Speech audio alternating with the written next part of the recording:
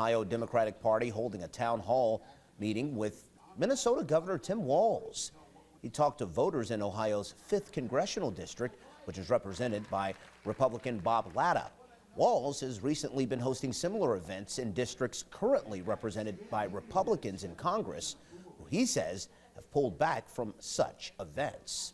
The spokesperson for Representative Latta sent us a statement about tonight's town hall. It reads in part, quote, "The congressman appreciates the opportunity to continue meeting and speaking with constituents, including providing timely responses to their inquiries through calls, emails, and letters, as he has done throughout his time in public service."